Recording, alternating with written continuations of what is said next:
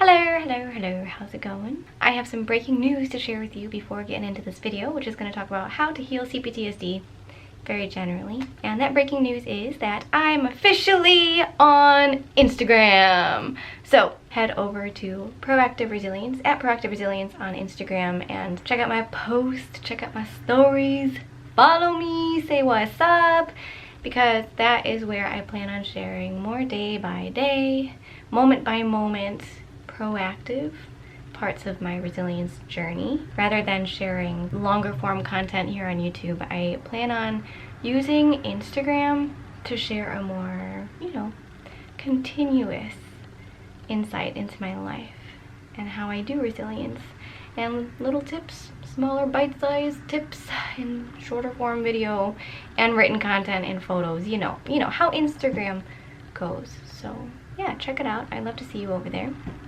But that being said, I now want to share about healing complex trauma, healing from being raised in a narcissistic or addicted or otherwise emotionally immature and dysfunctional family system.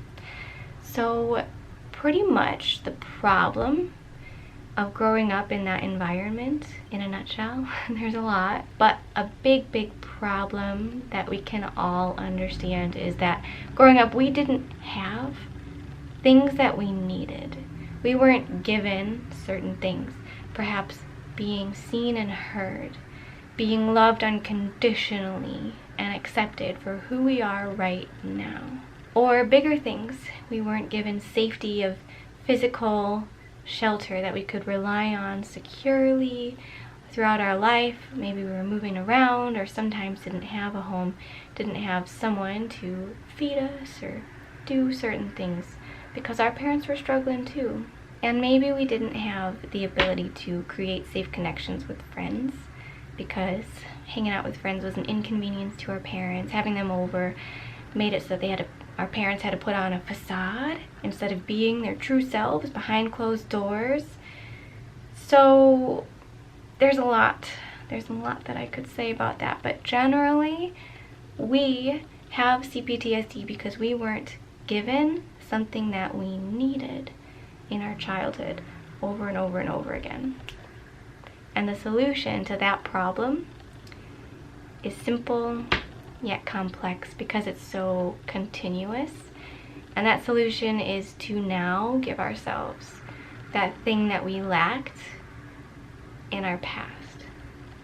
So if we weren't seen and heard and accepted for who we are, we need to learn to stop autopilot, leaving ourselves and thinking about others and feeling unsafe, and rather feeling safe to be with ourselves, sit with ourselves, hear ourselves, what doesn't feel right and what would feel better. Learn to honor that and give ourselves that and accept that that's our truth right now. Seeing, hearing, accepting ourselves. Maybe it's to give ourselves visceral safety, having a safe shelter, making ourselves food and doing the things that we need to do to feel really healthy and safe in our bodies. Maybe it's allowing ourselves to practice feeling safe in relationships, to being ourselves, to being present with another person and allowing that person to see us for who we really are, being okay with who they are too. These are all things that we maybe didn't learn how to do, and don't know if they're possible for us to do. Maybe not all of them, but one thing or the other resonates, or another thing that's coming to mind besides what I said. But we are capable and deserving of giving ourselves these things that we need, that we lacked in the past. It's possible for us to have those now, to give ourselves that, and to learn that life with these things is normal, and learn how to live like that as our norm. So if you resonate with that, I have a question. What is the thing for you that you really need right now, that you didn't get in the past? What is it, and how can you give it to yourself?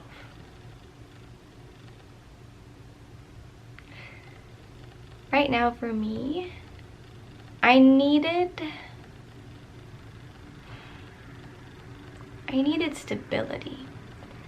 I needed someone to say, no, you can't just lay on your butt all day, okay, and take this long to get ready and do whatever, you know. I need that stable parenting to say, it's time to do this thing. You need to do this thing.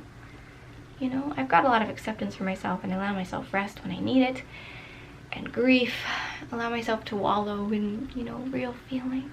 That practice is something that I needed as well, that I've given to myself. Right now, I think that I need somewhat the opposite.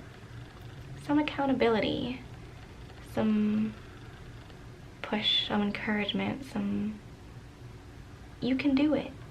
Do it.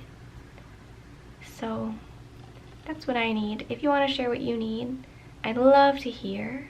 And maybe it's what someone else needs to hear, that they need to. And maybe what we all need is to know that we're not alone in having these needs.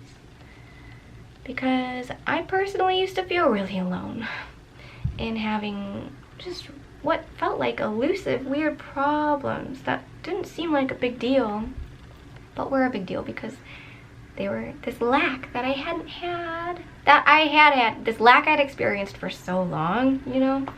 And so it turned into this big deal that I really needed, that sounded simple, but I was like, why is this a problem? And why does no one else have this problem? You know, I felt so alone. And so maybe in sharing what you're experiencing in the comment section or over on Instagram, or just, I don't know, responding to what someone else shares, responding to me, responding to my share, or just listening to my share. Maybe it's a way for us to all come together and realize that we're not alone. And what I want to share to end this, to top this story off, is that it's possible for us to fill that lack in our life, to fill that void, to feel fulfilled, and then expand and fulfill our potential. It's possible. And you deserve that. So, that being said, I'm gonna go share a little story on Instagram, and then I'm gonna head to work and continue sharing over time. And I hope that we can grow together, go through life together, and I'll see you around. Stay tuned for the next video here on YouTube and whatever else I have to share everywhere else. Yeah, and I wish you a really lovely day. So, take care. Bye-bye.